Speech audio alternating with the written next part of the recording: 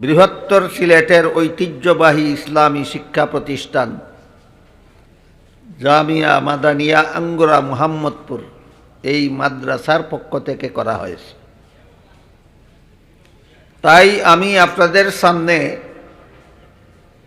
মাদ্রাসা শিক্ষার একটা মহামূল্যবান বৈশিষ্ট্য, যে বৈশিষ্ট্য জগতের আর কোনো শিক্ষার মধ্যে নাই, এমন একটা বৈশিষ্ট্য আপনাদের সামনে তুলে ধরার জন্য পবিত্র কোরআনের ছোট্ট একটি আয়াত এবং হযরত রাসূল করিম সাল্লাল্লাহু আলাইহি ওয়াসাল্লামের এক দীর্ঘ হাদিসের সামান্য অংশ তিলাওয়াত করেছি। তিলাওয়াতকৃত আয়াত এবং হাদিসের অংশের আলোকে আমি যেই বিষয়টা আপনাদের সামনে তুলে ধরতে চাই সেটা হলো মাদ্রাসা শিক্ষার একটা মহামূল্যবান বৈশিষ্ট্য আছে, যা দুনিয়ার আর কোনো শিক্ষার মধ্যে নাই। সেই বৈশিষ্ট্যটা হলো আল্লাহর কাছে জবাবদিহিতার অনুভূতি। আমার জীবনের সকল কাজের হিসাব দিতে হবে একদিন আল্লাহর কাছে। এই অনুভূতিটা দুনিয়ার আর কোনো শিক্ষার দ্বারা মানুষের অন্তরে জাগ্রত হয় না, একমাত্র মাদ্রাসা শিক্ষার দ্বারা জাগ্রত হয়। আর আল্লাহর কাছে আমার জীবনের সকল কাজের হিসাব দিতে হবে, এই অনুভূতি যাদের অন্তরে জাগে না, সুদা কথায় কিয়ামতের হিসাব নিকাশের ভয় যাদের অন্তরে থাকে না, এরা যত বড় শিক্ষিত হয় তত বড় দুর্নীতিবাজ। কারণ এদের শিক্ষার মধ্যে এই দুর্নীতিমুক্ত মন মানসিকতা গড়ে তোলার মতো ব্যবস্থা এদের শিক্ষার মধ্যে দেয়। একটা মানুষের অন্তরে যদি এই ভয় থাকে যে আমি যদি চুরি করি, আমি যদি ডাকাতি করি, আমি যদি সুদ খাই, আমি যদি ঘুষ খাই, আমি যদি মদ খাই, আমি যদি গাঞ্জা খাই, আমি যদি দুর্নীতি করি, আমি যদি জালিয়াতি করি, আর দুনিয়ার কোনো মানুষ যদি আমাকে ধরতে নাও পারে, তবুও শেষ বিচারের দিন আল্লাহর কাছে আমার জবাব দিতে হবে, এই অনুভূতি যদি একটা অশিক্ষিত মানুষের অন্তরেও থাকে, সেও দুর্নীতিবাজ হতে পারে না। কারণ তার অন্তরে ভয় আছে, আল্লাহর কাছে কি জবাব দিব। আর আল্লাহর কাছে কি জবাব দিব এই ভয় যাদের অন্তরে নাই, এরা যত বড় শিক্ষিত হয় তত বড় দুর্নীতিবাজ হতে বাধ্য। এর দুই একটা উদাহরণ আমি আপনাদের শুনি। পাকিস্তানের আল্লামা তকি উসমানী দামাত বারাকাতুহুম এক সময় পাকিস্তানের শরিয়া আদালতের প্রধান বিচারপতি ছিলেন। বর্তমান দুনিয়াতে টপ লেভেলের যে সমস্ত আলেমগণ আছেন, কয়েকজন আঙ্গুলে গোনার মতো, তাদের মধ্যে একজন হলেন পাকিস্তানের আল্লামা তকি উসমানী দামাত বারাকাতুহু। তিনি যখন পাকিস্তানের শরিয়া আদালতের প্রধান বিচারপতি ছিলেন, তখন আমি তার একটা বক্তব্য শুনেছিলাম। তিনি তার বক্তব্যে বলেছিলেন যে চোরের শাস্তির হুকুম দেওয়ার মালিক আমি, যেহেতু আমি প্রধান বিচারপতি। কিন্তু দুঃখের বিষয়, আমি বিচারপতি নিযুক্ত হওয়ার পর থেকে আজ পর্যন্ত কোনো চোরের শাস্তির হুকুম দিতে পারলাম না, কারণ চোরকে আদালতে উপস্থিতই করা হয় না, থানার থেকে পুলিশেরা ঘুষ খাইয়া চোরকে ছেড়ে দেয়। থানার থেকে যদি থানাওয়ালা যদি চোরের কাছ থেকে ঘুষ খেয়ে চোরকে ছেড়ে দেয়, আদালতে যদি হাজিরই না করে, হুকুম দিবে কে আর হুকুম বাস্তবায়ন করবে কে? তার বক্তব্যের অংশটা বুঝে থাকলে বলেন তো, থানায় যারা চাকরি করে এরা কি অশিক্ষিত না শিক্ষিত? নীতিশীল না দুর্নীতিবাজ?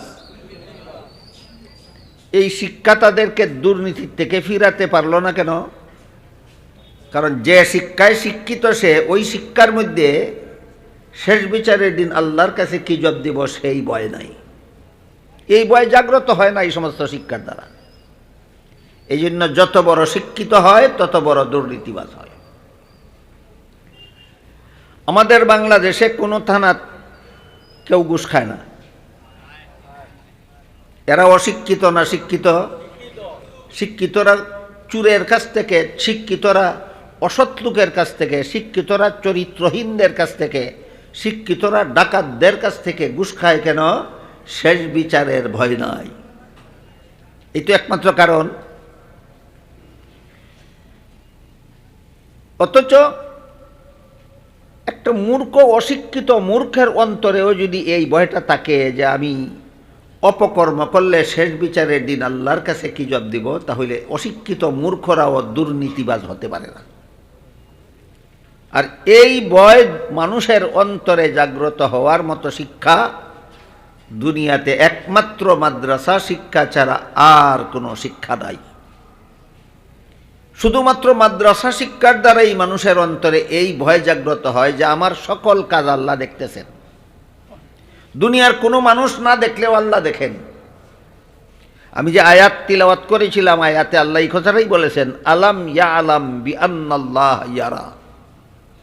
সে কি জানে না আল্লাহ যে দেখেন? আপনারা কি মনে করেন আপনাদের জীবনে এমন কোনো মুহূর্ত আছে যেই মুহূর্তে আল্লাহ আপনাকে দেখেন না? এমন কোনো মুহূর্ত নাই। এমর্মে হাদিস শরীফে রাসূল করিম সাল্লাল্লাহু আলাইহি ওয়াসাল্লাম বলেন, ফাইল লাম তাকুন তারাহু ফাইন্নাহু ইয়ারাক। তুমি যদিও আল্লাহকে দেখো না, আল্লাহ কিন্তু তোমাকে দেখেন। এখানে কিছু আনুষঙ্গিক কথা আছে মুসলমানদের জানা দরকার এবং মনে রাখা দরকার, বিশ্বাস করা দরকার। সেটা হলো আল্লাহ পাক রব্বুল আলামিন সদা সর্বদাই আমাদের সামনে উপস্থিত আছেন। আমরাও সর্বদাই আল্লাহর সামনে উপস্থিত আছি। কিন্তু আল্লাহ আমাদেরকে দেখেন, আমরা আল্লাহকে দেখি না কেন? এই প্রশ্নের জবাব না জানার কারণে বর্তমান সমাজের অনেক বড় বড় শিক্ষিত মুসলমানেরা পর্যন্ত নাস্তিক, মুরতাদ হয়ে যাচ্ছে, শুধু একটা প্রশ্নের জবাব না জানার কারণে, যে আল্লাহ আমার সামনে থাকলে দেখি না কেন? আহলে সুন্নাত ওয়াল জামাতের আকাইদের কিতাবাদিতে এই ব্যাপারে বিস্তারিত আলোচনা করা হয়েছে। এর একটা সারমর্ম আমি আপনাদের শোনাই। আল্লাহ কোরআনের বিভিন্ন আয়াতে বলে দিয়েছেন, আল্লাহ তোমরা যেদিকেই ফিরো না কেন আল্লাহ সেদিকেই আছেন। আইনামা তুয়াল্লু ফাসাম্মা ওয়াজহুল্লাহ। এক আয়াতে বলেছেন, মা মিন নাজওয়া সালাসাতিন ইল্লা হুয়া রাবিউহুম ওয়ালা খামসাতিন ইল্লা হুয়া সাদিসুহুম ওয়ালা আদনা মিন যালিকা ওয়ালা আকসারা ইল্লা হুয়া মাআহুম। এর অর্থ হলো, তোমাদের কোনো তিন ব্যক্তি যদি চুপে চুপে কথা বলে আল্লাহ সেখানেও থাকেন। কোনো পাঁচ ব্যক্তি যদি কানে কানে কথা বলে আল্লাহ সেখানেও থাকেন। তিন ব্যক্তি আর পাঁচ ব্যক্তি উদাহরণস্বরূপ বলা হইল। তিন ব্যক্তির কম ব্যক্তি যেখানে থাকে আল্লাহ সেখানেও থাকেন, পাঁচ ব্যক্তির বেশি ব্যক্তি যেখানে থাকে আল্লাহ সেখানেও থাকেন। এবার বলেন তো আপনারা, এখানে তিন ব্যক্তির কম না পাঁচ ব্যক্তির বেশি? আল্লাহ এখানেও আছেন, আছেন কিনা? আর এক আয়াতে বলেন, ওয়াহুয়া মাআকুম আইনামা কুনতুম। তোমাদের যে যখন যেখানেই থাকো আল্লাহ তার সাথে তখন সেখানেই থাকেন। বলতে বলতে এক পর্যায়ে আল্লাহ বলেন, ওমা কুন্না গাইবিন। আমি কোথাও অনুপস্থিত নই। আমার কথা যদি আপনারা বুঝেন তাহলে বলেন তো, যিনি কোথাও অনুপস্থিত নন তিনি উপস্থিত কোথায়? সর্বত্র। এই সমস্ত আয়াত এবং হাদিস শরীফে আল্লাহ রাসূল বলেছেন, ইন্নাকুম লা তাদউনা আসাম্মা ওয়ালা গায়িবা। তোমরা যে আল্লাহর কাছে দোয়া করো তিনি বদির নন। চুপে চুপে দোয়া করলেও তিনি শুনেন। তিনি অনুপস্থিত নন। তোমরা যে যখন যাই করো তিনি দেখেন। এই সমস্ত আয়াত এবং হাদিসের দ্বারা সুস্পষ্টভাবে একটা আকীদা প্রমাণিত যে আল্লাহ সর্বত্র বিরাজমান, সর্বদর্শী। আল্লাহ সব কানে আছেন, সব কিছু দেখেন। এই বিশ্বাসটা যদি আমার অন্তরে ঘুমিয়ে থাকে আল্লাহ আমি যেখানে আছি এখানে আছেন, আল্লাহ আমি কি করতেছি না করতেছি আল্লাহ দেখতেছেন, বিশ্বাসটা যদি ঘুমিয়ে থাকে তাহলে আমার দুর্নীতিতে আর কোনো বাধা নাই। বিশ্বাসও করে আল্লাহ দেখেন, দুর্নীতিও করে, বিশ্বাসও করে চুরিও করে, আল্লাহ দেখেন, বিশ্বাসও করে ডাকাতিও করে, আল্লাহ দেখেন, বিশ্বাসও করে সুদও খায়, ঘুষও খায়, মদও খায়, গাঞ্জাও খায়। একমাত্র কারণ আল্লাহ যে দেখেন, আল্লাহ যে সর্বত্র বিরাজমান, আল্লাহ যে সর্বদর্শী, এই আকীদা, এই বিশ্বাস তার অন্তরে ঘুমন্ত থাকে, ঘুমন্ত, জাগ্রত নয়। একটু জটিল একটা বিষয় আছে এখানে। এই বিষয়টা হক্কানি উলামায়ে কেরাম জনসাধারণের সামনে খোলামেলা আলোচনা সাধারণত করেন না। না করার কারণও আছে, কারণ একটা জটিল বিষয় সঠিকভাবে বুঝাইতে না পারলে মানুষের আকীদা আরও নষ্ট হবে, এই আশঙ্কায় আমার মনে হয় আলেমগণ বলেন না। কিন্তু না বলতে একটা বাতিলপন্থী দল ইমানের নামে একটা কুফুরি আকীদা প্রচার করে বেড়াচ্ছে বর্তমান সমাজে, আর কুফুরি আকীদাটাকে ঈমান বলে প্রচার করে বেড়াচ্ছে। সেটা হলো আল্লাহ কোরআনের এক আয়াতে বলেছেন ইস্তাওয়া আলাল আরশ, আল্লাহ আরশের উপর অধিষ্ঠিত। যে আল্লাহ সবখানেই আছেন সেই আল্লাহ কি আরশে নাই? আল্লাহ কি শুধু আরশে না সর্বত্র? সর্বত্র। কিন্তু এরা প্রচার করে বেড়াচ্ছে আল্লাহ আরশে ছাড়া জগতের আর কোথাও নাই। এটা কুফুরি আকীদা। আরশে আছেন কথাটাও আল্লাহ সত্তাগতভাবে আরশে আছেন কথাটা একটা কুফুরি, গুণগতভাবে আল্লাহ জগতের কোথাও নাই এটা আরেকটা কুফুরি। এই দুইটা কুফুরি মতবাদ সরল মুসলমানদের সমাজে প্রচার করে বেড়াচ্ছে বর্তমান সমাজের লামজহাবি এবং তাদের দূষররা। এই জন্য এই বিষয়টা আমি আনুষঙ্গিকভাবে একটু ক্লিয়ার করতে চাই, এরপরে আমি মূল আলোচনার দিকে ফিরে যাব। অনেকগুলি আয়াতের উদ্ধৃতি দিয়েছি আপনাদের সামনে, যে আয়াতগুলিতে আল্লাহ বলেছেন আমি সর্বত্র বিরাজমান, সব কিছু দেখি। এটা হইল মুফাসসিরিনে কেরামের ব্যাখ্যা মতে আল্লাহ যে সর্বত্র বিরাজমান আছেন, সবখানে আছেন, গুণগতভাবে আছেন। আল্লাহ গুণগতভাবে সর্বত্র বিরাজমান।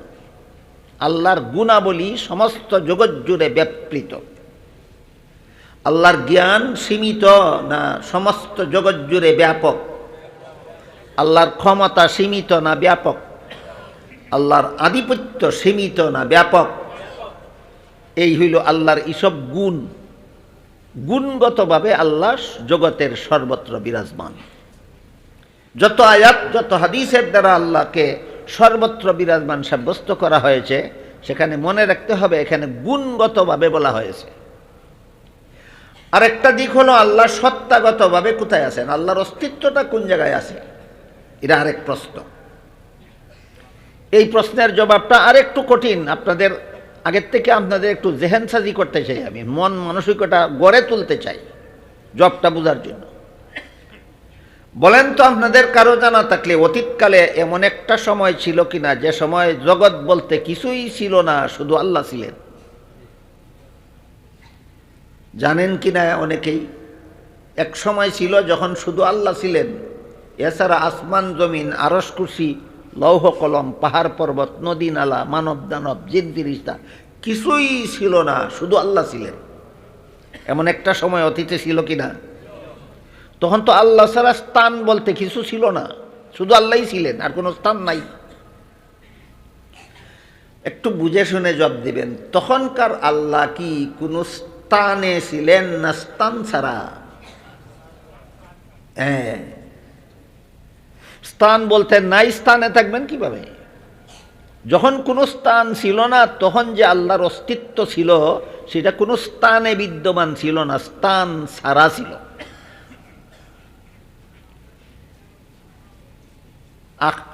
আহলে সুন্নাত ওয়াল জামাতের আকাইদের কিতাবে পরিষ্কার ভাষায় লেখা আছে আল আনা কামা কানা।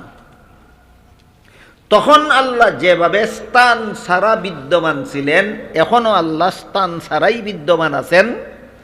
ভবিষ্যতে অনন্তকাল পর্যন্ত আল্লাহ স্থান ছাড়াই বিদ্যমান থাকবেন। কিতাবের ভাষায় বললে আপনারা মাদ্রাসার ছাত্ররা সহজে বুঝবে, কিন্তু আপনারা কিছুই বুঝবেন না। কিতাবের ভাষাটা হইল আল্লাহ কোনো মকানের মকিন নন। এর বাংলা হইল আল্লাহর অস্তিত্ব কোনো স্থানে বিদ্যমান নন। কারণ কি? কয়েকটা কারণ আছে। এর মধ্যে একটা কারণ হইল যে ব্যক্তি কোনো স্থানে অবস্থানকারী হয়, সেই ব্যক্তি যেই স্থানে অবস্থান করে সেই স্থানের মুখাপেক্ষী হয়। বাংলা কথাগুলি বুঝেন তো? যে ব্যক্তি যেই কোনো স্থানে অবস্থান করে, অবস্থানকারী যে স্থানে অবস্থান করে সেই স্থানের মুখাপেক্ষী হয়। হুজুর বসা আছেন চেয়ারে, চেয়ারটা হঠাৎ করে হুজুরের নিচে থেকে সরাইয়া ফেললে বসা থাকতে পারবেন না, পড়ে যাবেন।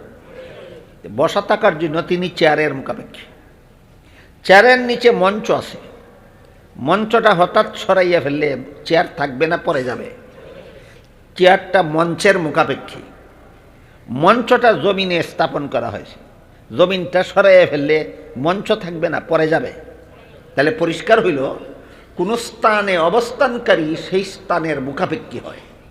কাজেই আপনি যদি বলেন আল্লাহ আরশ নামক স্থানে অবস্থান করেন, আল্লাহর অস্তিত্ব আসমান নামক স্থানে অবস্থান করে, আল্লাহর অস্তিত্ব জমিন নামক স্থানে অবস্থান করে যদি বলেন, তাহলে আল্লাহর অবস্থানের জন্য আল্লাহকে সেই স্থানের মুখাপেক্ষী সাব্যস্ত করা হয়। এটা কুফরি আকীদা। মর্মে আল্লাহ সূরা ইখলাসের 2য় আয়াতে বলেন আল্লাহুস সামাদ, আল্লাহ অমুখাপেক্ষী। সমাদ অর্থ মুখাপেক্ষী না অমুখাপেক্ষী। আল্লাহ অমুখাপেক্ষী। আপনি আল্লাহকে কোনো স্থানে বসাইয়া দিবেন, এর মানে হইল আল্লাহকে ওই স্থানের মুখাপেক্ষী বানাইয়া দিলেন। এইরকম আকীদা পোষণ করলে ঈমান তাকে না, কাফের হয়ে যায়। ইমাম আবু হানিফা রহমতুল্লাহি আলাইহি এই আকীদাটা বিস্তারিতভাবে ব্যাখ্যা বিশ্লেষণ করে বুঝেছেন যে আল্লাহকে কোনো মকানের মকিন সাব্যস্ত করা কুফরি, যারা এই কাজ করে এরা কাফের হয়ে যায়। সারমর্ম হইল আল্লাহ গুণগতভাবে সর্বত্র বিরাজমান। সত্তাগতভাবে আল্লাহ অতীতেও কোনো স্থানে অবস্থান করেননি, বর্তমানেও কোনো স্থানে অবস্থান করেন না, ভবিষ্যতেও কোনো স্থানে অবস্থান করবেন না। তাহলে আল্লাহ হাজির নাজির, আল্লাহ সর্বত্র বিরাজমান, সত্তাগতভাবে না গুণগতভাবে। এই কথাটা বুঝতে হবে। আর নইলে যে লামজাবিরা ইমানদারি আকিদারে কুফুরি আকিদা বলে প্রচার করে বেড়াচ্ছে, আর কুফুরি আকিদাকে ইমান বলে প্রচার করে বেড়াচ্ছে, এদের খপ্পরে পড়লে আপনাকে বেঈমান না বানাইয়া ছাড়বে না। এই জন্য বিষয়টা যতই কঠিন হোক, আমার মাথায় বড় ব্যথা। এরা মানুষকে কুফুরি আকিদা শিক্ষা দিচ্ছে ইমানের নামে, মানুষের ইমান হেফাজতের জন্য। এই বিষয়টা যতই কঠিন হোক আমার বোঝাতে হবে।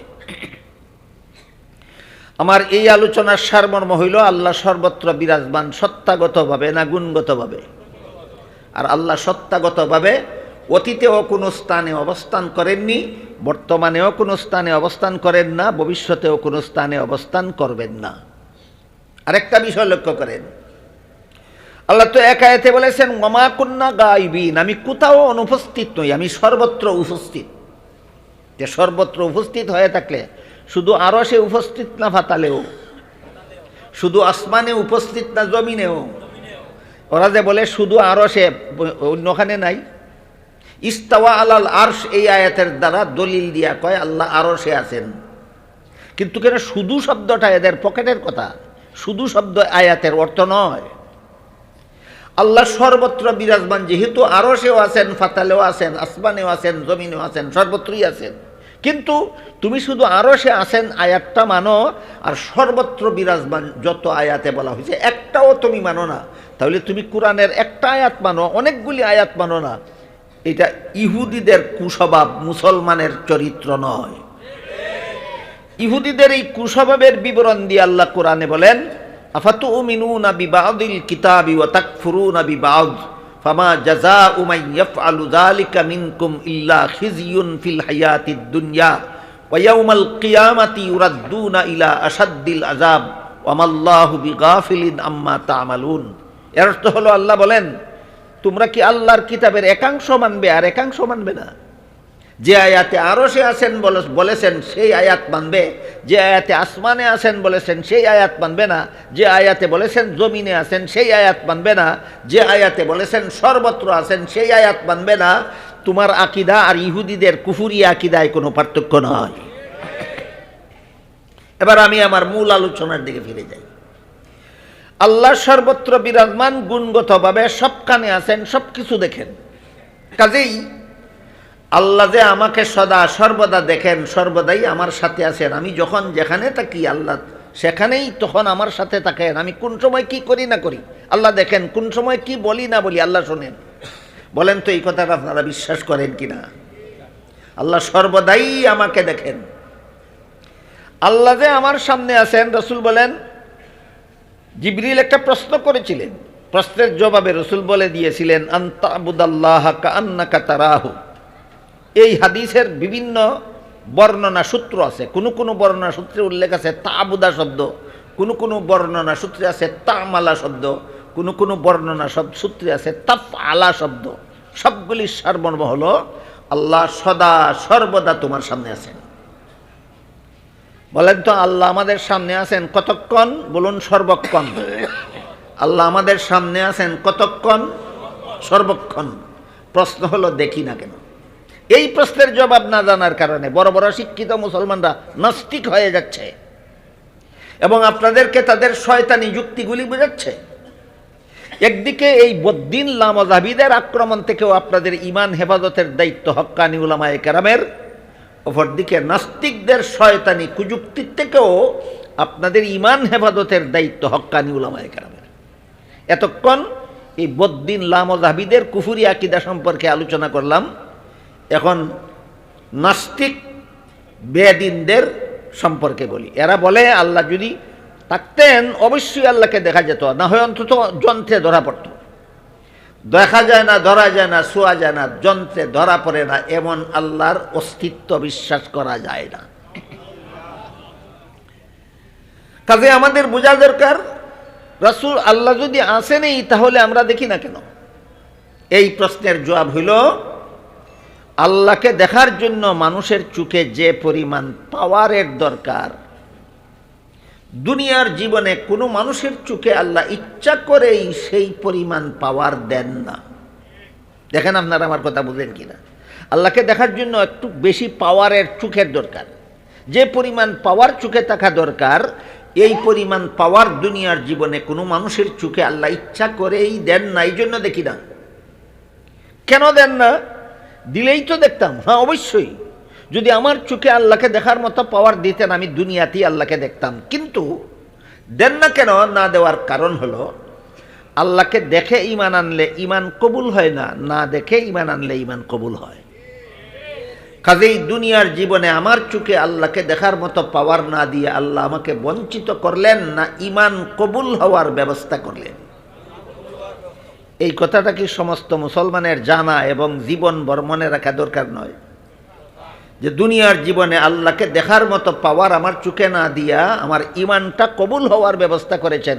আমার কোনো ইবাদত বন্দেগীর বিনিময়ে, আমার কোনো আবেদন নিবেদনের বিনিময়ে, আমার কোনো দোয়া দরখাস্তের বিনিময়ে না, একমাত্র নিজের মেহেরবানিতে, একমাত্র নিজের আপনার কোনো ইবাদতের বিনিময়ে আল্লাহ এই মেহেরবানিটা আপনারা করছেন না।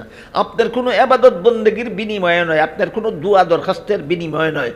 আপনার আবেদন নিবেদন ছাড়া, দোয়া ছাড়া, দরখাস্ত ছাড়া, ইবাদত ছাড়া, বন্দেগী ছাড়া আল্লাহ নিজের থেকে এত বড় মেহেরবানি করেছেন যে আপনার চোখের দুনিয়ার জীবনে আল্লাহকে না দেখে আপনার ঈমানটা কবুল হওয়ার ব্যবস্থা করে রেখেছেন। কিন্তু তাই বলে পরকালে মুমিন বান্দারা আল্লাহকে দেখার থেকে বঞ্চিত থাকবে না। হাদিস শরীফে রাসূল করিম সাল্লাল্লাহু আলাইহি ওয়াসাল্লাম বলেছেন পরকালে সমস্ত মুমিন বান্দাদের চোখে আল্লাহকে দেখার মতো পাওয়ার দেওয়া হবে। তখন মুমিন বান্দারা আল্লাহকে পূর্ণিমার চন্দ্রের চেয়েও আরো পরিষ্কারভাবে দেখতে পাবে। আল্লামা মনজুর নোমানী রহমতুল্লাহি আলাইহি দারুল উলুম দেওবন্দের ফারিক, তিনি মারিফুল হাদিস নামক কিতাবে এই আল্লাহ দেখার বিষয়টা ব্যাখ্যা করতে গিয়ে একটা চমৎকার উদাহরণ দিয়েছেন। আমি এই উদাহরণটা বলতে পারি না। তিনি বলেছেন, আকাশে যখন চন্দ্র উদয় হয়, পূর্ণিমার চন্দ্র, তখন মধ্য আকাশে যখন পূর্ণিমার চন্দ্রটা উদিত থাকে, আকাশে কোনো মেঘ না থাকে, চট্টগ্রামের মানুষে যেই রকম পরিষ্কারভাবে দেখে, সিলেটের মানুষ সেই রকম পরিষ্কারভাবেই দেখে না? নাকি সিলেট আর চট্টগ্রামের মধ্যে একটা আড়াল আছে যে চট্টগ্রামের মানুষে আকাশের চন্দ্র দেখলে সিলেটের মানুষে দেখে না, এমন হয় নাকি? না, সকলেই সমানভাবে দেখে, সকলেই সমানভাবে দেখে। খুলনার মানুষে যেইভাবে দেখে, রাজশাহীর মানুষে সেইভাবেই দেখে, চট্টগ্রামের মানুষের সেইভাবেই দেখে, সিলেটের মানুষের সেইভাবেই দেখে, নোয়াখালীর মানুষের সেইভাবেই দেখে, কুমিল্লার মানুষের সমানভাবেই দেখে। এক কথায় অর্ধেকটা পৃথিবীর মানুষে এই আকাশের চন্দ্র সমানভাবে দেখে, অথচ কোটি কোটি মানুষের চন্দ্রটা দেখতে গিয়া হুজ্জুম হয় না, বীর হয় না, ধাক্কাধাক্কি হয় না, সবাই যার যার অবস্থানে দেখেই দেখে। ঠিক তেমনিভাবে জান্নাতীরা যে যে জান্নাতে থাকবে, যে যেখানে থাকবে, যে সেই অবস্থায় আল্লাহকে সমানভাবেই সমস্ত মুমিনরা দেখতে পাবে। এখন একটা প্রশ্ন হইল যে আমরা তো আল্লাহকে না দেখেই বিশ্বাস করেছি, তাহলে পরকালে আর দেখার সুযোগ দেওয়ার দরকারটা কি ছিল? এটাও আপনাদের সকলের জানা থাকা দরকার। আমরা তো আল্লাহকে না দেখেই বিশ্বাস করেছি, তাহলে আখেরাতে আল্লাহকে আর দেখার সুযোগ দেওয়ার দরকারটা কি ছিল? এই প্রশ্নের জবাব হইল, জান্নাতীরা জান্নাতের সমস্ত নিয়ামত বুক করে যে আনন্দ পাবে, আল্লাহকে দেখার আনন্দ হবে তার চেয়েও বেশি। এবার বলেন, জান্নাতের নিয়ামত বুক করার আনন্দ বেশি না আল্লাহকে দেখার আনন্দ বেশি? সেই আনন্দ থেকে যেন কোনো মুমিন বন্দা পরকালে বঞ্চিত না থাকে, এই জন্য আখেরাতে মুমিন বন্দাদের চোখে আল্লাহকে দেখার মতো পাওয়ার দেওয়া হবে, এবং সমস্ত মুমিন বন্দারা সেদিন আল্লাহকে পূর্ণিমার চন্দ্রের চেয়েও আরো পরিষ্কারভাবেই দেখতে পাবে। এগুলি আহলে সুন্নাত ওয়াল জামাতের আকীদা, এগুলি আহলে সুন্নাত ওয়াল জামাতের আকীদা।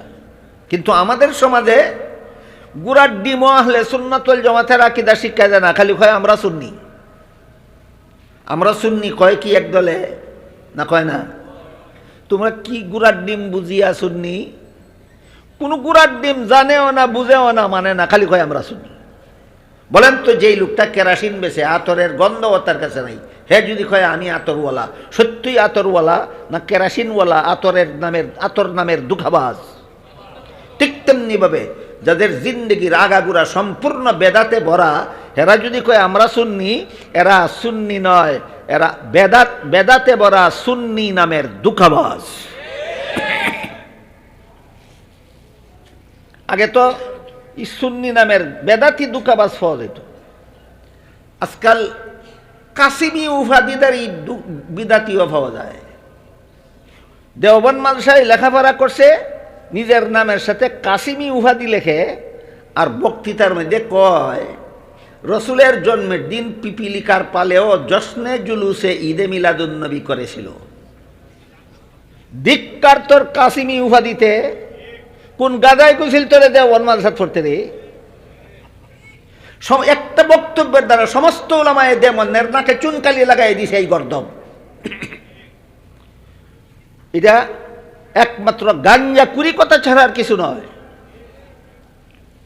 রসুল করিম সাল্লাল্লাহু আলাইহি ওয়াসাল্লামের জন্মদিনে বলে ফিফরার দলেও জশ্নে জুলুসে ঈদে মিলাদুন্নবী করছিল। এই গাঞ্জা কুড়ি কথাটা তুই পাইলে কই? সাহাবায়ে কেরামি কথা পাইছিলেন না কেন? তাবিন পাইলেন না কেন? তাবিন পাইলেন না কেন? আইম্মায়ে মুস্তাহিদিন পাইলেন না কেন? চার মাযহাবের চার ইমামে পাইলেন না কেন? তুই কোন শয়তানের কিতাবও পাইছস এই কথা? আরেক বক্তৃতায় কয়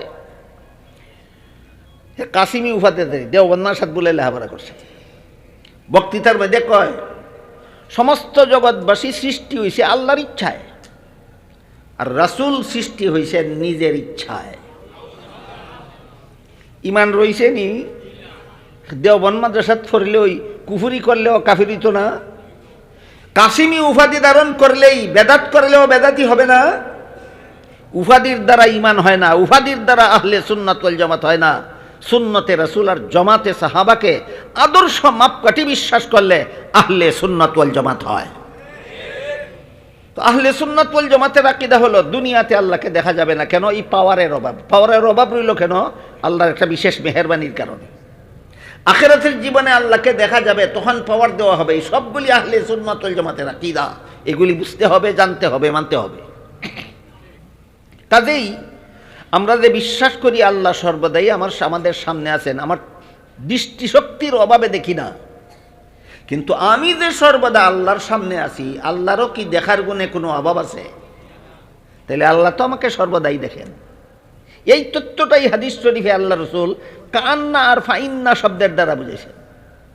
আল্লাহ রসুল আগের অংশে বলছেন কান্না কাতারাহু, আর পরের অংশে বলছেন ফাইন্নাহু ইয়ারাক। এর মর্ম হলো ওই শব্দগুলি বললে আপনারা সকলে বুঝবেন না, আপনার সকলের বোঝার মতো করে কই। আল্লাহ আমার সামনে আছেন অবশ্যই, কিন্তু আমি দৃষ্টিশক্তির অভাবে আমি দেখতে পাই না, এটা বুঝাইছেন কান্না শব্দের দ্বারা।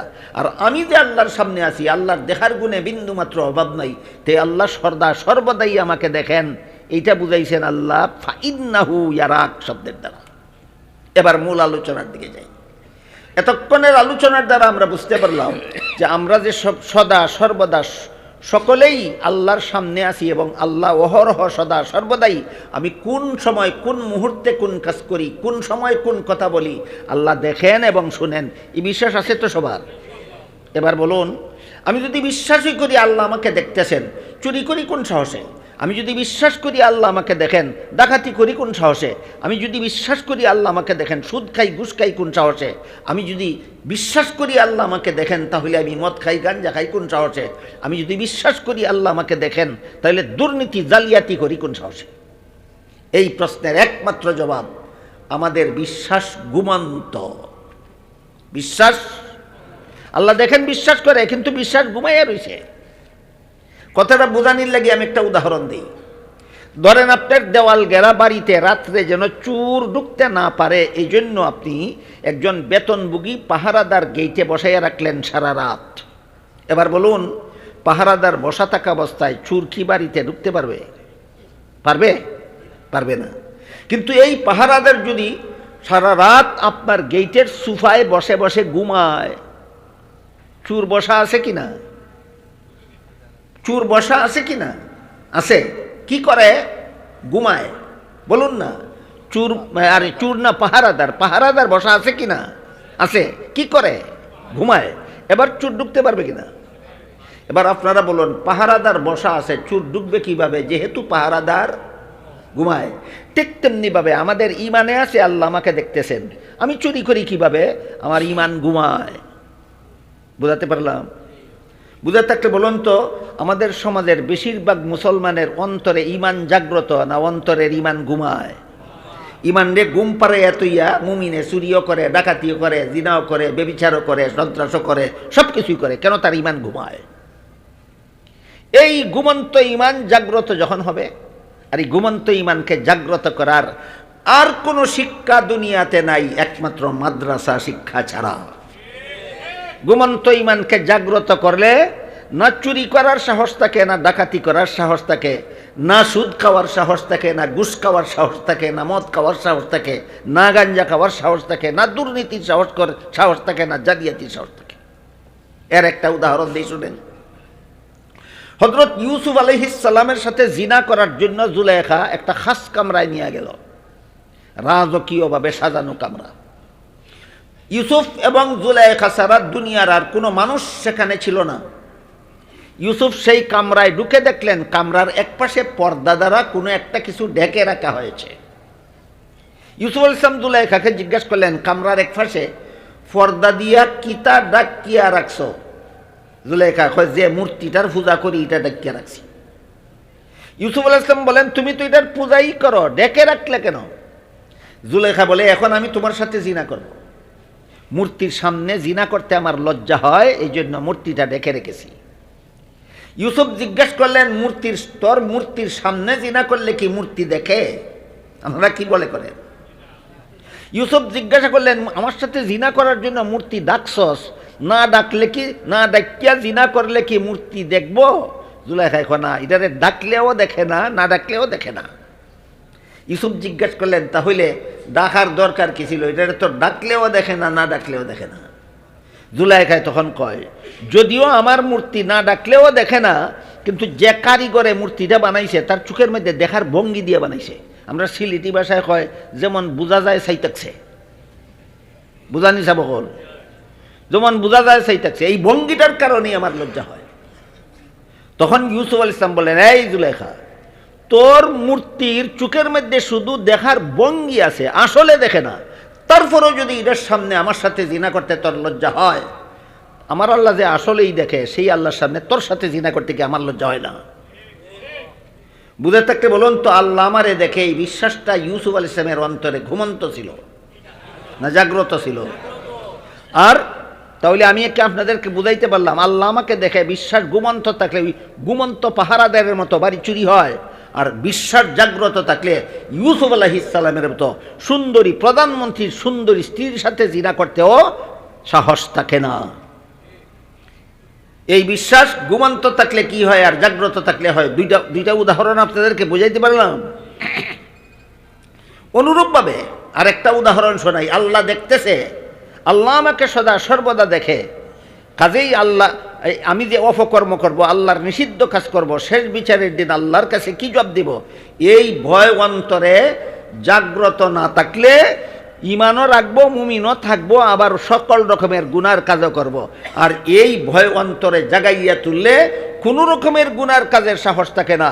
আর এই শেষ বিচারের ভয়টা অন্তরে জাগাবার মতো শিক্ষা দুনিয়াতে মাদ্রাসা ছাড়া আর কোনো শিক্ষা নাই। এই ইমান আল্লাহ আমারে দেখে, কাজে আমি যে অপকর্ম করব, শেষ বিচারের দিন আল্লাহর কাছে কি জবাব দিব, এই ভয় অন্তরে জাগাবার মতো শিক্ষা দুনিয়াতে মাদ্রাসা ছাড়া আর কোনো শিক্ষা নাই। আর এক দুইটা উদাহরণ বলি শুনেন। কোন কিতাবের বিবরণ মতে হযরত উমর ফারুক রাদিয়াল্লাহু আনহুর ঘটনা, কোন কিতাবের বিবরণ মতে উমরের ছেলে আব্দুল্লাহর ঘটনা। যাই হোক, আমরা ঘটনাটা বুঝি। এক কিতাবের বিবরণ মতে হযরত উমর ফারুক রাদিয়াল্লাহু আনহু মরুভূমির রাস্তা দিয়ে কোথাও যাচ্ছিলেন, সাথে খাওয়ার কিছু নাই, মরুভূমির রাস্তা, আশেপাশে বাড়িঘরও নাই, দোকানপাটও নাই, খানা জোগাড় করারও কোনো সুযোগ নাই, পেটের বুকে বড় কষ্ট হইতেছিল। এমত অবস্থায় খলিফা উমর দেখলেন মরুভূমিতে একটা রাখাল ছেলে এক পাল ছাগলের রাখালি করে। ওই রাখাল ছেলে তার পালের একটা ছাগলের দুধ দুহন করে পান করলো। এটা বাংলা ভাষায় দুহন করে বলে, আমরা সিলেটি ভাষায় কই কিরানি, আপনারা কিতা কইলে বুঝবা যাব কলকুকা। ওই বাটায় দুধ খিরাইয়া খাইছে ওই রাখাল পোহায়। হযরত উমর তারে কইলেন, আর একটা ছাগলের দুধ দহন করে আমাকে একটু পান করতে দাও, আমার পেটে বড় খিদা। রাখাল ছেলে খলিফা উমরকে আগে দেখে নাই, কোনোদিন চিনে নাই ইনি যে খলিফা উমর। এই জন্য রাখাল ছেলে জবাব দিল, মুসাফির ভাই, এই ছাগলের পালের মালিক আমি না, আমি মালিকের বেতনভোগী চাকর। মাস শেষে যে নগদ টাকা দিবে সেটাও আমার বেতন। রাখালি করার সময় যে পেটে খিদা লাগলে একটা ছাগলের দুধ দোহন করে আমি পান করি, সেটাও আমার বেতন। তুমি যেহেতু আমার মালিকের বেতনভোগী চাকর না, কাজেই তোমাকে আমি মালিকের অনুমতি ছাড়া এক ফোঁটা দুধও দিতে পারবো না। রাখাল ছেলের জবাবে যদিও খলিফা ওমরের পেটের খিদা গেল না, কিন্তু তিনি দুঃখিত না হইয়া মনে মনে বড় আনন্দিত হলেন, এই ভেবে যে আমার পেটের খিদা গেলে গেল, না গেলে নাই, কিন্তু আমার দেশের একটা রাখাল ছেলে যে এত বড় আমানতদার, মালিকের অনুমতি ছাড়া তার মাল কেউরে দেয় না, আমার দেশের একটা রাখাল ছেলে পর্যন্ত যে এত বড় আমানতদার, এই জন্যই আমার আত্মাটা তুষ্ট।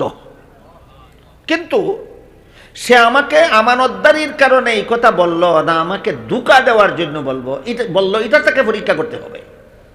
এবার হযরত উমর তার আসল বিষয় পরীক্ষা করার জন্য বললেন, ঠিক আছে, তুমি যদি একটা ছাগলের দুধ আমাকে বিনামূল্যে না দাও, একটা দুধের ছাগল উচিত মূল্যেই আমার কাছে বিক্রি করে দাও, এতে আমার একটা উপকার হবে, তোমার একটা উপকার হবে। আমার উপকার এই হবে যে আমি এক্ষুনি ছাগলটা কিনে নিয়ে দুধ দহন করে পান করব, আমার খিদা নিবারণ হবে। আর তোমার উপকার এই হবে, মালিক যা বেতন দেওয়ার তো দিবেই, আর একটা ছাগলের মূল্য তুমি আমার কাছে অতিরিক্ত পাইলে এটা তোমার উপকার। এই কথা বলার পর রাখাল ছেলে মুসাফির, এতর খলিফা ওমর চিনে না, মুসাফির লোকটা চিনে। মুসাফির লোকটা কয়, মুসাফির ভাই, তোমার কাছে যদি একটা ছাগল বিক্রি করে আমি পয়সাটা আত্মসাৎ করে ফেলি, মালিকে যখন গনে দেখবো পালের মধ্যে ছাগল একটা কম, তখন তো আমাকেই জিজ্ঞেস করবে ছাগল একটা কম কেন, আমি কি জবাব দিব? মুসাফির লোকটা তারে জবাব দিল, মালিক রে কইবা তুমি ছাগল একটা বাঘে দৌড়ে নিয়ে গেছে, বাঘে ছাগল দৌড়ে নিয়ে গেলে রাখালে ফিরানির কোনো ক্ষমতা নাই, কাজেই তোমার বিরুদ্ধে কোনো বিচারও চলবে না, কোনো অভিযোগও চলবে না। এই কথা বলা মাত্র রাখাল ছেলে খলিফা ওমর চিনে না মুসাফির লোকটা চিনে? মুসাফির লোকটা দেখো, এই বেটা মুসাফির, দাঁড়া, আমার একটা কথা শুনে যা, আমি আমার মালিকের বিশ্বস্ত চাকর। আমি যদি বলি ছাগল একটা বাঘে দৌড়ে নিয়ে গেছে, তাহলে মালিক 100% বিশ্বাস করবে আমাকে, আমার উপর বিচার দায়ের করবে দূরের কথা, অভিযোগ দিবে দূরের কথা, আমাকে বিন্দু মাত্র সন্দেহ করবে না। কিন্তু তুই বল, শেষ বিচারের দিন আল্লাহ যখন জিজ্ঞাসা করবেন ছাগলটা কি করছিলি, তখন কি জবাব দিব? খলিফা ওমরের দেশের একটা অশিক্ষিত রাখাল ছেলে এই দুর্নীতির থেকে বাঁচল কোন কোন ভার্সিটির শিক্ষার দ্বারা? একমাত্র কোরআন শিক্ষার দ্বারা, ভার্সিটির শিক্ষার দ্বারা, কলেজের শিক্ষার দ্বারা, হাই স্কুলের শিক্ষার দ্বারা, প্রাইমারি স্কুলের শিক্ষার দ্বারা। যান আপনারা বাংলাদেশের primary school, high school, college, ভার্সিটিতে যত পাঠ্য বই আছে সবগুলি অনুসন্ধান করে দেখেন, অপকর্ম যদি দুনিয়াতে করো, শেষ বিচারের দিন আল্লাহর কাছে কি জবাব দেবে, এই কথাটা কোনো বইয়ে নাই। দুনিয়াতে যদি অপকর্ম করো, শেষ দুনিয়ার কোনো শাসক যদি তোমারে ধরতে নাও পারে, দুনিয়ার কোনো বাহিনী যদি তোমারে ধরতে নাও পারে, দুনিয়ার কোনো পুলিশ, দুনিয়ার কোনো বিডিআর, দুনিয়ার কোনো আর্মি, দুনিয়ার কোনো র্যাব যদি তোমারে ধরতে নাও পারে, শেষ বিচারের দিন আল্লাহর কাছে ধরা খেতে হবে। এই কথাটা না কোনো প্রাইমারি স্কুলের বইয়ে লেখা আছে, না কোনো হাই স্কুলের বইয়ে লেখা আছে, না কোনো কলেজের বইয়ে লেখা আছে, না কোনো ভার্সিটির বইয়ে লেখা আছে। লেখা আছে একমাত্র মাদ্রাসার কিতাবে। এইটাই হইল দুর্নীতিমুক্ত এই অনুভূতি, এই ভয় যে শেষ বিচারের দিন আল্লাহর কাছে কি জবাব দিব, এই ভয় হলো দুর্নীতিমুক্ত সমাজ গড়ার একমাত্র ব্যবস্থা। আর এই ভয় দুনিয়ার আর কোনো শিক্ষার দ্বারা মানুষের অন্তরে জাগ্রত হয় না, একমাত্র মাদ্রাসা শিক্ষার দ্বারা মানুষের অন্তরে জাগ্রত হয়। আপনারা যদি বলেন তাহলে এই মর্মে হযরত উমরের আরেকটা ঘটনা বলে কথা শেষ করব, যদি শুনবেন বলেন। আমি আশা করি আপনারা নবীর উম্মত হিসাবে সকলেই জানেন যে হযরত উমর রাদিয়াল্লাহু তাআলা আনহু আমাদের নবীর দ্বিতীয় খলিফা ছিলেন। প্রথম খলিফা ছিলেন হযরত আবু বকর সিদ্দিক রাদিয়াল্লাহু আনহু। এইগুলি আহলে সুন্নাত ওয়াল জামাতের আকীদা। আবু বকরকে রসুলের প্রথম যোগ্য খলিফা বিশ্বাস করতে হবে, উমরকে রসুলের দ্বিতীয় যোগ্য খলিফা বিশ্বাস করতে হবে, উসমানকে রসুলের তৃতীয় যোগ্য খলিফা বিশ্বাস করতে হবে, আলীকে রসুলের চতুর্থ যোগ্য খলিফা বিশ্বাস করতে হবে। সিরিয়াল ঠিক রেখে বিশ্বাস করতে হবে। সিরিয়াল উলট পালট করলে আপনি আর আহলে সুন্নাত ওয়াল জামাত থাকতে পারবেন না, আপনি আহলে বেদাত হতে বাধ্য হবেন। তাই আমরা আহলে সুন্নাত ওয়াল জামাতের আকীদায় বিশ্বাসী সমস্ত মুসলমানের আমরা জানি এবং মানি আবু বকর ছিলেন রাসূলের প্রথম যোগ্য খলিফা, আর উমর ছিলেন রাসূলের দ্বিতীয় যোগ্য খলিফা। খলিফা এটা কোরআন হাদিসের ভাষা। বর্তমান দুনিয়ার রাজনৈতিক ভাষায় কয় প্রধান শাসনকর্তা। বর্তমান সমাজের রাজনৈতিক ভাষায় কি কয়? প্রধান শাসনকর্তা। হযরত উমর যখন প্রধান শাসনকর্তা নিযুক্ত হলেন, উমর যেই দেশের শাসনকর্তা নিযুক্ত হয়েছিলেন ওই দেশটা বাংলাদেশের সমান কোনো দেশ ছিল না, প্রায় অর্ধেকটা পৃথিবীর সমান ছিল। হযরত উমর যেই দেশের শাসনকর্তা ছিলেন বাংলাদেশের সমান না, প্রায় অর্ধেকটা পৃথিবীর সমান, অর্ধেকটা পৃথিবীর সমান। উমর শাসনকর্তা নিযুক্ত হওয়ার সাথে সাথেই বের হয়ে গেলেন আমার দেশের জনগণ ঠিক মতো খাদ্য পাইল কি না তদন্ত করার জন্য। কেন ঘটনাটা কি? শাসনকর্তা নিযুক্ত হওয়ার সাথে সাথেই জনগণে খাদ্য পাইল কিনা এই তদন্তের কি দর প্রয়োজনীয়তা দেখাছিল, এটা আমি জানি না। আজকালকার সমাজে যারা রাজনীতি করে এরা জানে কিনা আমি জানি না। এটা হলো সরকারের কাছে জনগণের 6টা মৌলিক অধিকার আছে। এই অধিকারগুলি যে সরকার আদায় করে সে বৈধ সরকার। যে সরকার জনগণের 6টা মৌলিক অধিকার আদায় করে না, অবৈধ সরকার। এই যে 6টা অধিকার আছে জনগণের সরকারের কাছে, এই 6টা অধিকারের 1 নম্বরের অধিকার হইল খাদ্য ব্যবস্থা। আবার জনগণের কাছেও সরকারের 2টা অধিকার আছে। জনগণের কাছে সরকারের অধিকার আছে 2টা, সরকারের কাছে জনগণের অধিকার আছে 6টা। আপনারা যদি একটু ধৈর্যের সাথে কয়েক মিনিট শুনেন তাহলে আমি অধিকারগুলি বলবো। জনগণের কাছে সরকারের যে 2টা অধিকার আছে এর মধ্যে 1 নম্বর অধিকার হইল আনুগত্য। সরকারের হুকুম মানতে হবে, এটা আনুগত্য বলা হয়। কোরআনের ভাষায় এতাআত বলা হয়। আনুগত্য করতে হবে সরকারের, কিন্তু বিনা শর্তে নয়, একটা শর্ত সাপেক্ষে। সেটা হইল আল্লাহ রাসূল হাদিস শরীফে বলেছেন, লা তাআতা লি মাখলুকিন ফি মাসিয়াতিল খালিক। যার হুকুম মানলে আল্লাহর হুকুম লঙ্ঘন হয় তার হুকুম মানা হারাম। যার হুকুম মানলে আল্লাহর হুকুম লঙ্ঘন হয় তার হুকুম মানা হারাম। সরকারে বলে তোমার ঋণের সুদ দাও, সুদ দিলে আল্লাহর হুকুম লঙ্ঘন হয়। সুতরাং সুদ দেওয়ার জন্য যত সরকার যত হুকুম করে, এই সমস্ত সরকারের এই হুকুম মানা হারাম। সরকার যখন সুদ দেওয়ার হুকুম করে তখন তো সরকারের হুকুম মানা কি হারাম। তাহলে সরকারের হুকুম মানতে মানতে জনগণ বাধ্য কতক্ষণ? সরকারের হুকুম আল্লাহর হুকুমের বিরোধী না হয় যতক্ষণ। এই গেল জনগণের কাছে সরকারের একটা প্রাপ্য।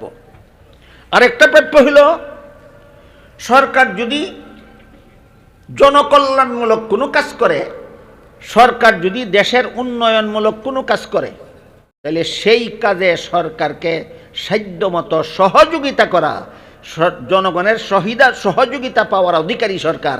এটা হইল জনগণের কাছে সরকারের 2 নম্বর অধিকার, 2 নম্বর প্রাপ্য। উদাহরণস্বরূপ বলি, সমাজে যদি চুরি চামারি বাড়তে থাকে, তাহলে জনগণের শান্তি থাকে না অশান্তি হয়? জনগণকে এই চুরি চামারির অশান্তির হাত থেকে রক্ষা করার জন্য সরকার পুলিশ নিয়োগ করলো চোরকে গ্রেফতার করার জন্য। ধরুন কথার কথায় একদল পুলিশ আসলো আপনাদের এলাকার একটা কুখ্যাত চোরকে ধরার জন্য, গ্রেফতার করার জন্য। চোর কোথায় আছে আপনি যদি পুলিশকে তথ্য না দিয়া নিজের ঘরেই যদি চোরকে লুকাইয়া রাখেন আর বলেন আমি দেখি নাই সে কোন দিকে গেছে, সরকার কি অপরাধ করতে চাইছিল না আপনাদের উপকার করতে চাইছিল? আপনি সহযোগিতা করলেন না অসহযোগিতা করলেন? হারাম, হারাম। সরকার যখন জনগণের কল্যাণমূলক কোনো কাজের পদক্ষেপ নিবে, সরকার যখন দেশের উন্নয়নমূলক কোনো কাজের পদক্ষেপ নিবে, তখন এর বিরোধিতা করা হারাম, সরকারের সহযোগিতা করা। এটা হলো জনগণের কাছে সরকারের 2 নম্বর প্রাপ্য। এবার সরকারের কাছে জনগণের প্রাপ্য কথা বলেছিলাম 6টা। এই 6টা হলো মুসলমান অমুসলমান নির্বিশেষে সমস্ত জনগণের যে কোনো সরকারের কাছে 6টা অধিকার আছে, এই 6টা তার প্রাপ্য। আর সরকার যদি মুসলমান হয়, তাহলে দেশের মুসলমান জনগণের মুসলিম সরকারের কাছে 7 নম্বরে আলাদা একটা অধিকার আছে। মুসলমান সরকারের কাছে মুসলমান জনগণের একটা আলাদা অধিকার আছে। আর সরকার মুসলমান হোক আর মুসলমান হোক, জনগণ মুসলমান হোক আর মুসলমান হোক, এখানে প্রাপ্য আছে 6টা। আর মুসলমানদের অধিকার আছে আলাদা একটা। মুসলমানদের অধিকারটা কি? মুসলমানদের অধিকার হলো, কোনো মুসলমান যদি কোনো দেশে সরকার গঠন করে, তাহলে সেই সরকারের কাছে এই দেশের মুসলিম জনগণের আলাদা একটা প্রাপ্য আছে। সেটা হলো মুসলমানের মতো জীবনযাপনের ব্যবস্থা দিতে হবে। সমস্ত মুসলমান নাগরিকদেরকে মুসলমানের মতো জীবনযাপনের ব্যবস্থা প্রদান করা সরকারের, মুসলিম সরকারের কাছে মুসলিম নাগরিকের আলাদা প্রাপ্য। যেমন একটা উদাহরণ বলি, হাদিস শরীফে রাসূল করিম সাল্লাল্লাহু আলাইহি ওয়াসাল্লাম বলেন, মুরু সিবিয়ানাকুম বিসসালাতি ইযা বালাগু 7 সিনিন ওয়াদরিবুহুম ইযা বালাগু 10 আও কামা ক্বালা আলাইহিস সালাতু ওয়াস সালাম। রাসূল বলেন, হে আমার উম্মত মুসলমানেরা, তোমাদের সন্তানেরা ছেলে হোক মেয়ে হোক 10 বৎসরের ভিতরে তাকে নামাজি বানাও। শর্টকাটে কইলাম হাদিসের মর্মটা, তর্জমা কইরা ব্যাখ্যা করলে সময় লম্বা হয়ে যাবে। শর্টকাটে বললাম, হাদিসের মর্ম হলো মুসলমান উম্মতের ছেলে মেয়েকে 10 বৎসরের ভিতরে নমাজে অভ্যস্ত করা। এবার বলুন তো, আপনার 10 বৎসরের ছেলেকে যদি পাক্কা নমাজি বানাতে হয়, তাহলে নমাজ শিক্ষা দিবেন 15 বৎসরের সময় না 5 বছরের পর থেকে আস্তে আস্তে নমাজ শিখাইতে হবে? 5 বছরের পর থেকে শিখাইতে হবে, 7 বছরের সময় নমাজ পড়ো বলতে হবে, তখন গিয়া 10 বছরের সময় সে নমাজে অভ্যস্ত হয়ে যাবে। তাইলে নবীর হাদিস মতো প্রতিটি মুসলমানের ছেলে মেয়েকে পাক্কা নমাজি বানাবার, নমাজে অভ্যাস করাবার বয়স হইল সর্বোচ্চ 10 বছর। এর ভিতরে প্রতিটি মুসলমান ছেলে মেয়েকে নমাজি বানাতে হবে। আপনি আপনার ছেলেকে আপনার মেয়েকে 5 বছর বয়সে প্রাইমারি স্কুলে ভর্তি করে দিলেন। আপনার কোনো শিক্ষার ব্যাপারে যত দায় দায়িত্ব ছিল সব স্কুলের শিক্ষকের ঘাড়ে ছেড়ে দিলেন। বলেন, প্রাইমারি স্কুলের 1ম শ্রেণীর থেকে 5ম শ্রেণী পর্যন্ত ছাত্রদেরকে নামাজ শিক্ষা দেওয়ার কোনো বই আছে? বই নাই। মুসলমানের অধিকার মুসলমান সরকার আদায় করলো না লঙ্ঘন করলো? লঙ্ঘন করলো। এই লঙ্ঘনের কোনো হিসাব নিকাশ নাই, হিসাব নিকাশ নাই। গদিতে বসে আসো, মুসলমান নামদারি মুসলমানের দেশের গদিতে বসে আসো, আর কোটি কোটি মুসলমানের ছেলে মেয়েকে বেনমাজি প্রাইমারি স্কুলে নমাজি না বানিয়ে বেনমাজি বানাইতেছ। এটা কি দেশের গদ্দিটা কি দিল্লির লাড্ডু কিন্না গিল্লা লাইলেই খালাস, আর কোনো হিসাব নিকাশ নাই? কি হিসাব নিকাশ আছে একটু বলি, আপনারা শুনুন তো। হাদিস শরীফে রাসূল করিম সাল্লাল্লাহু আলাইহি ওয়াসাল্লাম বলেন, আলা কুল্লুকুম রাইন ওয়া কুল্লুকুম মাসউলুন আন রাইয়াতিহি ফাল আমিরুল্লাযী আলান নাস রাইন ফাহুয়া মাসউলুন আনহুম। রাসূল করিম সাল্লাল্লাহু আলাইহি ওয়াসাল্লাম বলেন, তোমাদের প্রত্যেকেই দায়িত্বশীল, প্রত্যেককেই আপন আপন দায়িত্ব সম্পর্কে শেষ বিচারের দিন আল্লাহর কাছে জবাব দিতে হবে। তারপরে আল্লাহ রাসূল ব্যাখ্যা করে বলেন যে দেশের সরকার হইল, সে দেশের সমস্ত জনগণের দায়িত্ব তার কাঁধে দিল। সুতরাং সমস্ত একজন মুসলমান সরকার যদি সমস্ত দেশবাসীকে নমাজি বানাবার এই পদ্ধতি, রাসূলের পদ্ধতি মতো মুসলমান জনগণের সন্তানদেরকে যদি প্রাইমারি স্কুলের 10 বছর বয়সের ভিতরে নমাজি বানাবার ব্যবস্থা না করে, তাহলে এই স্কুলে পড়ে, এই কলেজে পড়ে যত লক্ষ কোটি মুসলমানের ছেলে মেয়ে বেনামাজি হবে, সবগুলি বেনামাজি কিয়ামতের দিন যে পরিমাণ শাস্তি ভোগ করতে হবে, একা সরকারকে কোটি বেনামাজির শাস্তি একা বহন করতে হবে। এই জন্য বলেছিলাম, দেশের গদ্দি দখল করিয়া আর কামড় দইরা, দেশের গদ্দি দখল করা আর দখল করার পরে ফেরাউনের মতো কামড় দিয়া বসে থাকা, যে দিল্লির লাড্ডু নয়, কিন্না গিল্লা লাইলেই খালাস, না হিসাব নিকাশ আছে। পিঠর তেল দিয়া দাঁড়াইও হাসরের মাঠে।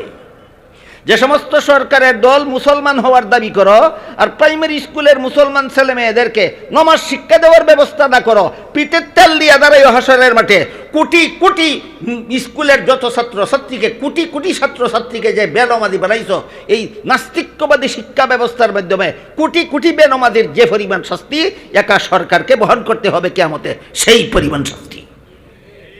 এটা হলো মুসলিম সরকারের কাছে মুসলিম জনগণের আলাদা অধিকার, কি মুসলমানের মতো জীবনযাপনের ব্যবস্থা দেওয়া। আর মুসলিম অমুসলিম নির্বিশেষে সমস্ত সরকারের কাছে সমস্ত জনগণের অধিকার আছে 6টা। কটা? 6টা। ভয় ভাইবেন না, 6টা বলে আপনাদের সময় নষ্ট করব না, বিরক্তির কারণ হব না।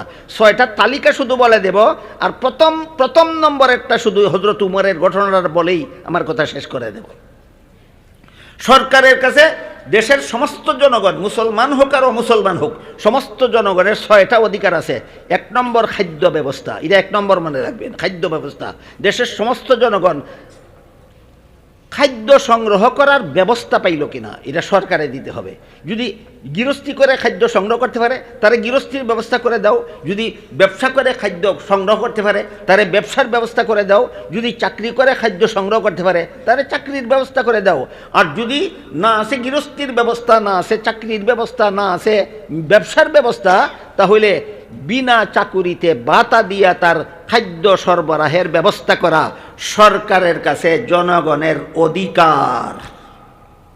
বুঝাইতে পারলাম? যদি গৃহস্থীর ব্যবস্থা দিতে পারো দাও, চাকরির ব্যবস্থা দিতে পারো দাও, ব্যবসার ব্যবস্থা দিতে পারো দাও, না গৃহস্থীর ব্যবস্থা দিতে পারছো, না চাকরির ব্যবস্থা দিতে পারছো, না ব্যবসার ব্যবস্থা দিতে পারছো, এই একটা মানুষ, একটা জনগণকেও তুমি উপবাস রাখতে পারবে না। তুমি বিনা চাকুরিতে, বিনা ডিউটিতে বেকার ভাতা দিয়া তার খাদ্য সরবরাহের ব্যবস্থা করতে হবে। এটা সরকারের কাছে জনগণের 1 নম্বর প্রাপ্য। কত নম্বর? 2 নম্বর হইল বস্ত্র ব্যবস্থা, বস্ত্রের অভাবে যেন জনগণের কষ্ট না হয়। 3 নম্বর হইল শিক্ষা ব্যবস্থা, শিক্ষার অভাবে যেন কোনো মানুষ চরিত্রহীন না হয়। 4 নম্বর হইল চিকিৎসা ব্যবস্থা, চিকিৎসার অভাবে যেন কোনো রুগীকে কষ্ট করতে না হয়। 5 নম্বর হইল বাসস্থান ব্যবস্থা, বাসস্থানের অভাবে কোনো জনগণকে যেন রাস্তায় রাত কাটাতে না হয়। 6 নম্বর হইল নিরাপত্তা ব্যবস্থা, নিরাপত্তার অভাবে যেন জনগণের কাউকে কোনো ভোগান্তি পোহাতে না হয়। এই 6টা অধিকার সরকারের কাছে সমস্ত জনগণের আছে। আজকের মতো শুধু প্রথম অধিকারটার কথা বলি। বলেন তো প্রথমটা কি? খাদ্য ব্যবস্থা। এবার বুঝবেন হযরত উমর খলিফা নিযুক্ত হয়েই আমার দেশের জনগণ খাদ্য পাইল কিনা ঘর থেকে বের হয়ে গেলেন কেন? কারণ এটা 1 নম্বর অধিকার জনগণের সরকারের কাছে। বুঝাইতে পারলাম? জনগণের কাছে সরকারের কাছে জনগণের 6টা অধিকারের 1 নম্বর অধিকার হলো জনগণ ঠিকমতো খাদ্য পাইল কিনা তদন্ত করা সরকারের দায়িত্ব। তাই খলিফা উমর প্রধান শাসনকর্তা নিযুক্ত হওয়া মাত্রই ঘর থেকে বের হয়ে গেলেন আমার জনগণে খাদ্য পাইল কিনা তদন্ত করার জন্য। ঘোরাফেরা করতে করতে গিয়ে এক বাড়িতে দেখলেন একটা বিধবা মহিলা, তার কতগুলি এতিম বাচ্চা কান্নাকাটি করতেছে। খলিফা ওমর বিধবা মহিলাকে জিজ্ঞেস করলেন, কি ঘটনা? তোমার বাচ্চারা কান্দে কেন? তোমার কি খবর? মহিলা আসল প্রশ্নের জবাব না দিয়া বলে, শুনেছি উমর এই দেশের প্রধান শাসনকর্তা হয়েছে, এই অথর্ব, এই অযোগ্য, এই উমর এই দেশের শাসনকর্তা হওয়ার যোগ্য নয়। তুমি তোমার মতো একটা মুসাফির এসেছ, আমার বাচ্চারা পেটের খিদায় কাঁদতেছে কেন খবর নেওয়ার জন্য। তোমার মতো মুসাফির এই দেশের খলিফা হওয়ার যোগ্য ছিল, উমর অযোগ্য। উমরকে বরখাস্ত করে তোমার মতো মুসাফিরকে এই দেশের খলিফা নিযুক্ত করতে হবে। আসল প্রশ্নের জবাব দিছে না আনুষঙ্গিক কথা কইছে? বলেন তো উমরকে চিনে কইছে না না চিনে কইছে? চিনে কইছে। উমর বলেন ঠিক আছে, সেই বিচার করা হবে। উমর যদি তোমার এতিম বাচ্চারা কেন কান্দে খবর দিতে না আসে, উমরকে বরখাস্ত করা হবে। মুসাফির হোক গোলাম হোক তাকেই নিযুক্ত করা হবে। কিন্তু তুমি বলো তোমার ঘটনা কি, বাচ্চারা কান্দে কেন? মহিলা বলে, আমার স্বামী মারা গেছে, আমার পরিবারের মধ্যে উপার্জন করার মতো আর কেউ নাই, কাজে আমার ঘরে খাদ্য নাই, বাচ্চারা খাদ্যের অভাবে কান্নাকাটি করতেছে। সংক্ষেপে বললাম ঘটনা। হযরত উমর বিধবা মহিলার মুখে এই কথা শুনে গুলামকে সাথে নিয়ে সরকারি খাদ্য গুদামে ঢুকলেন। ঢুকে গুলামকে বললেন, আটার বস্তা আমার ঘাড়ে উঠাইয়া দাও। গুলামে কয়, খলিফা উমর, আমার মতো গুলাম আপনার সাথে থাকা অবস্থায় আটার বস্তা আপনার ঘাড়ে উঠাইয়া দেব?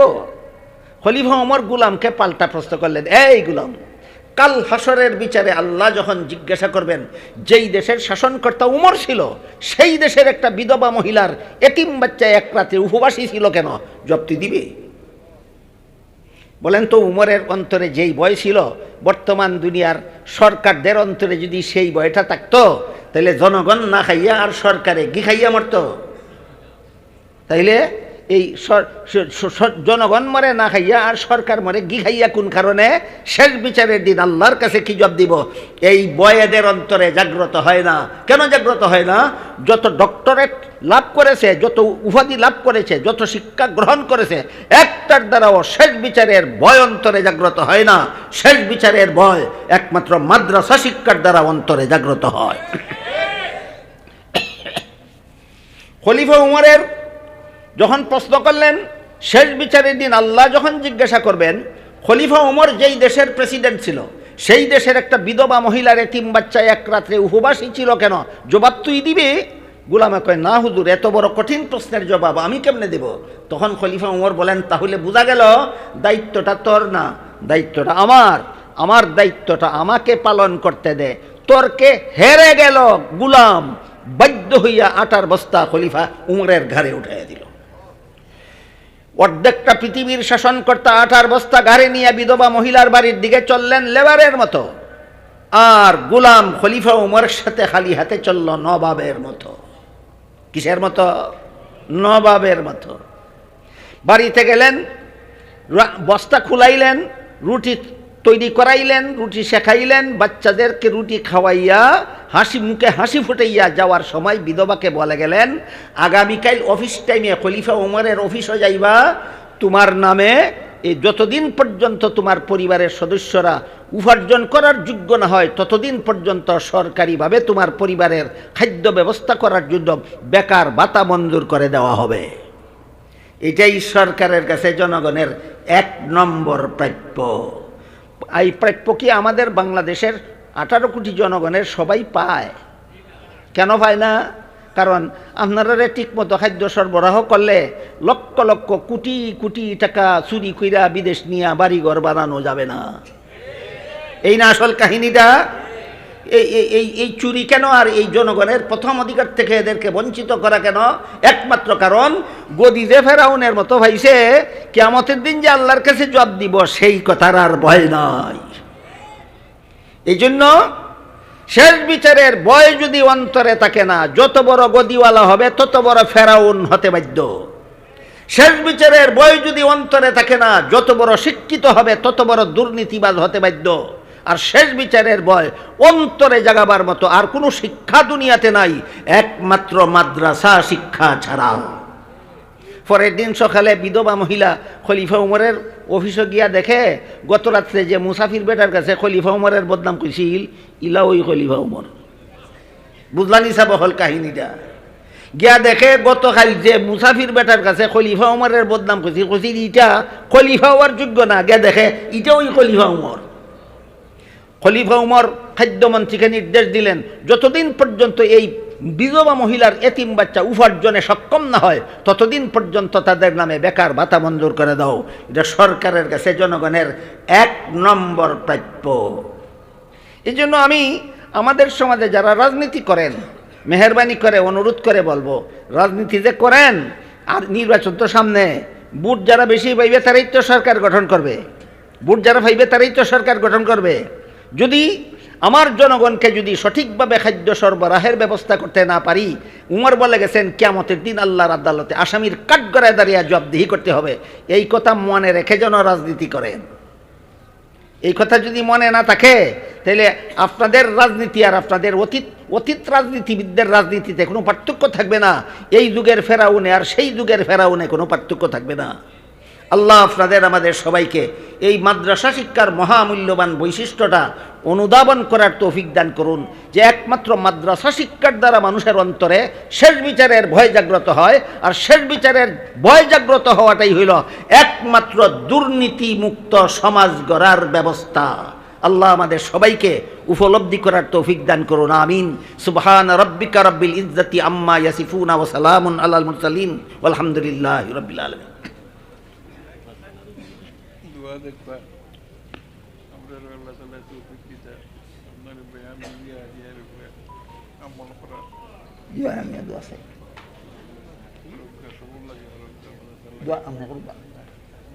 সাবেক হয়েছেন মুক্তসর দোয়া করার লাগে বউকা সাবেক হল মুক্তসর দোয়া করবেন, দোয়ার বাদে সভা চলতে থাকবো, বাতা হয়ে যেন। اللهم صل على سيدنا ونبينا مولانا محمد وعلى آله وصحبه وبارك وسلم كما تحب وترضى عدد ما تحب وترضى. الحمد لله الذي هدانا لهذا وما كنا لنهتدي لولا أن هدانا الله. ربنا اغفر لنا وترحمنا لنكونن من الخاسرين. ربنا آتنا في الدنيا حسنة وفي الآخرة حسنة وقنا عذاب النار. या अल्लाह मुबारक जलसारे कबूल और मंजूर करो। या अल्लाह रसूले आमरार जिंदगान रे हेदायत करो। या अल्लाह समस्त मुमिन मुसलमान मुर्दगान रे नाजात दान करो। या अल्लाह एखाने कुरान हादिस थेके जा किछु आलोचना हইল এবং হইবে, या अल्लाह एगुली आमादेरके बुझार এবং আমল করার পালন করার তৌফিক দান করো। या अल्लाह আমার কাছে যারা যত রকমের দোয়ার দরখাস্ত করছেন প্রত্যেকের নেক দোয়ারে কবুল মঞ্জুর করো। या अल्लाह যারা যত আশা নিয়ে হাত উঠাইছি প্রত্যেকের নেক বাসনারে কবুল আর মঞ্জুর করো। या अल्लाह জামিয়া মাদানিয়া আঙ্গুরা মোহাম্মদপুর মাদ্রাসাকে কবুল মঞ্জুর করো। ইয়া আল্লাহ এই মাদ্রাসার সমস্ত জরুরিয়াত পুরা করে দাও, মাদ্রাসারে মঞ্জিলে মকসুদ পর্যন্ত পৌঁছাইয়া দাও। ইয়া আল্লাহ মাদ্রাসায় পড়াইয়া চান্দা দিয়া সাহায্য করিয়া ছাত্র জাগির দিয়া পরামর্শ দিয়া শ্রম দিয়া যারা যতভাবে মাদ্রাসার খেদমতে অতীতে জড়িত ছিলেন, বর্তমানে জড়িত আছেন, ভবিষ্যতে জড়িত থাকবেন, ইয়া আল্লাহ তাদের সবাইকে দিনের খাদেম হিসাবে কবুল আর মঞ্জুর করো। ইয়া আল্লাহ মাদ্রাসার সমস্ত ছাত্রদেরকে ভবিষ্যতের ওয়ারাসাতুল আম্বিয়া বানায়া দাও। ইয়া আল্লাহ আমাদের দেশ বাংলাদেশকে হেফাজত করো। ইয়া আল্লাহ বাংলাদেশের স্বাধীনতা হেফাজত করো। ইয়া আল্লাহ বাংলাদেশের সার্বভৌমত্ব হেফাজত করো। ইয়া আল্লাহ বাংলাদেশের ভৌগোলিক সীমারেখা হেফাজত করো। বাংলাদেশের বাসিন্দাদের জানমাল ইজ্জত হেফাজত করো। ইয়া আল্লাহ সমস্ত মুমিন মুসলমানের ঈমান আমল হেফাজত করো। আমাদের সকলের পক্ষ থেকে লাখ লাখ কোটি কোটি দুরূদ আর সালাম রাসূল করিম সাল্লাল্লাহু আলাইহি ওয়াসাল্লামের রওজা শরীফে পৌঁছায়া দাও। রব্বানা তাকাব্বাল মিন্না ইন্নাকা আনতাস সামিউল আলিম ওয়া তুব আলাইনা ইন্নাকা আনতাত তাওয়াবুর রহিম ওয়া সুবহানা রাব্বিকা রাব্বিল ইজ্জাতি আম্মা ইয়াসিফুন ওয়া সালামুন আলাল মুরসালিন ওয়ালহামদুলিল্লাহি রাব্বিল আলামিন। আমিন বিরহমাতিকা ইয়া আরহামার রাহিমিন। সাবক হল আপনারা হাজার হাজার মানুষ, আমি আর এখানেও যাইতাম মুসাফার চেষ্টা করলে রাইতখানি এখানেও হইয়া যাইব কি ই প্রোগ্রাম মিস হইব, আপনার আর গুণা হইব। মুসাফার নিয়ত যারা আছিল আনা মুসাফাই সব পাইবা, মেহরবানি করে ক্ষতিটা করুন না জানো, মুসাফার লাগে কোয়াদ বাড়ি না জানো।